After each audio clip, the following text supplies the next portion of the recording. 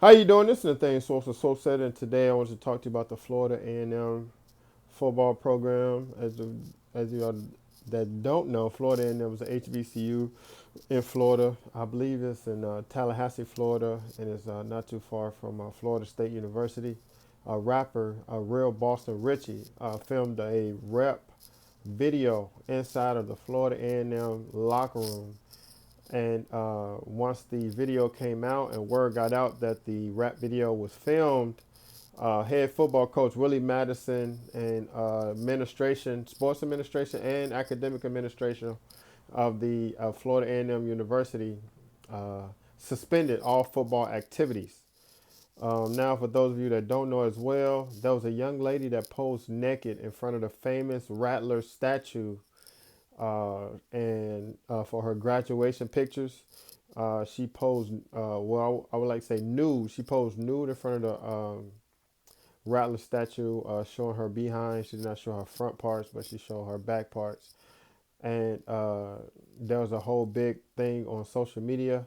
So the university has faced embarrassment and backlash because the young lady said that if Florida A&M did not let her walk across stage or not receive her diploma, that she would talk about some individual professors that have tried to talk to her as far as in a relationship status. And so this brought a lot of embarrassment amongst Florida A&M. And with this rap video coming out, that does not help as far as Florida A&M trying to improve their image. Again, the rapper was Real Boston Richie, and this was not like a motivational song or a song strictly about sports and improving sports or improving HBCUs.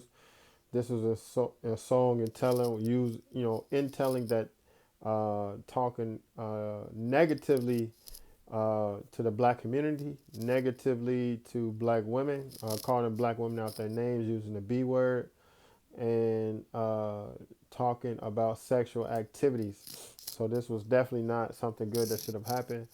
But one of the big questions would be, how did it happen? Who led them into the locker room to film the video? Um, and why was the football team there inside the locker room, filming a video? He also had like Florida A&M equipment on, and we do know a lot of rappers are very popular amongst the athletes.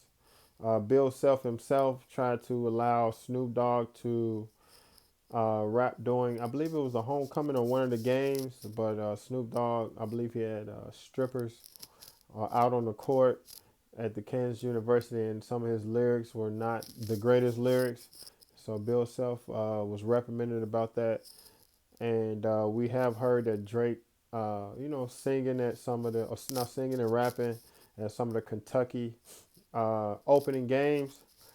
So hip hop and athletics kind of go hand in hand. We always hear about Jay Z and other rappers saying that rappers want to be athletes and athletes want to be rappers. So they kind of go hand in hand as far as popularity, and they kind of go hand in hand of those athletes and rappers wanting to be like each other. So popularity goes amongst them. The rappers and some of these people that grew up with each other. So real Boston Richie, the rapper, grew up in Tallahassee, so he probably personally knows some of these athletes and personally know possibly the coaches. And but how can we go about these relationships in a positive way with maybe some of these rappers rapping about positive things at homecomings or first games, things like that, or having these rappers not actually rap at the game or some of the homecoming dances and stuff like that. So this is definitely, inappropriate.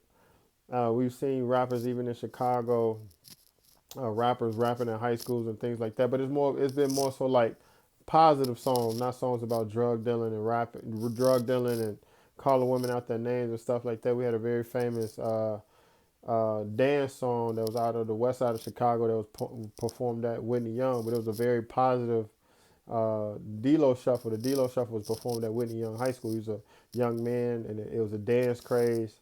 And he was from the west side of Chicago. Whitney Young is a very prestigious high school in the west side of Chicago, and it was performed at Whitney Young High School. But this was like a positive, very positive song And you know what I'm saying? So it wouldn't make the school look bad, but more of a positive image on the school and on the neighborhood of the West Side neighborhood of Chicago. And we've seen a lot of R&B songs back in the early 2000s and late 90s being performed at high schools, more about like R&B songs with younger men and younger women.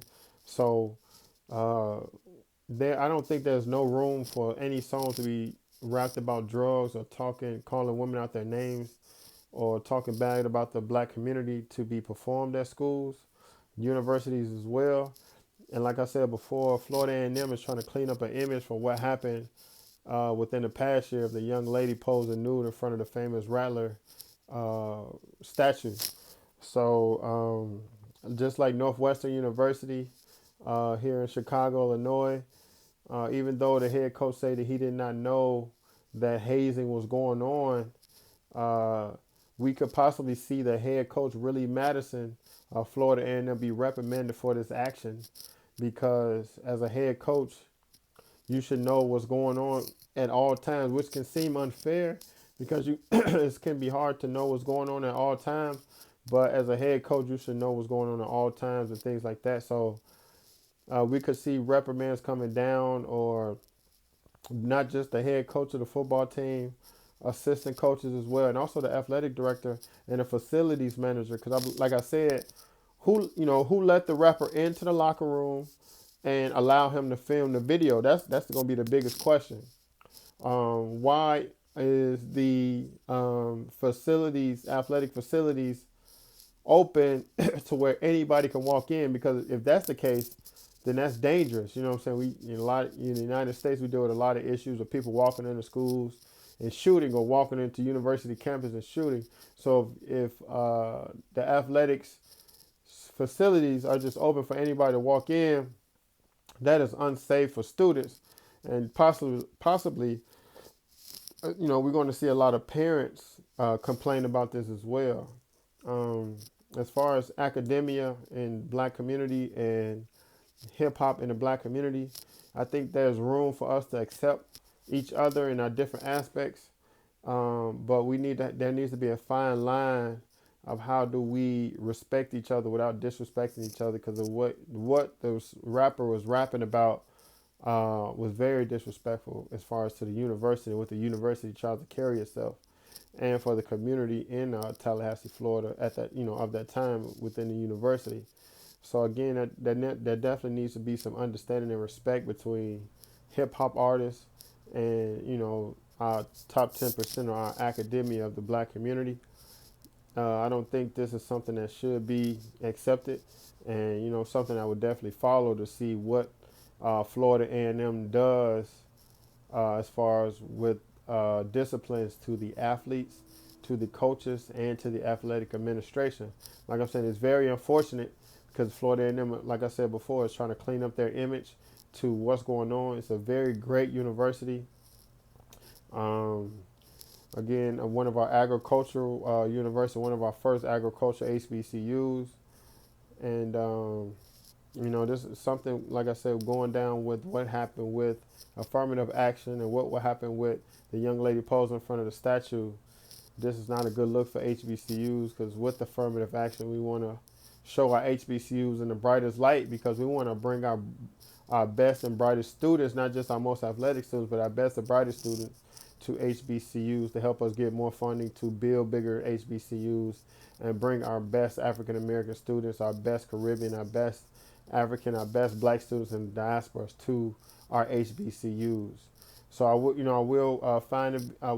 get the link to the rap video and post it in the description to the video. You all check it out. You all let me know what you think about the video. You all let me know, how does this affect Florida A&M University, and what do you think should happen not only to the athletes but to the head coach? All right. So this is Nathaniel Sosa, signing out, and you all have a good one.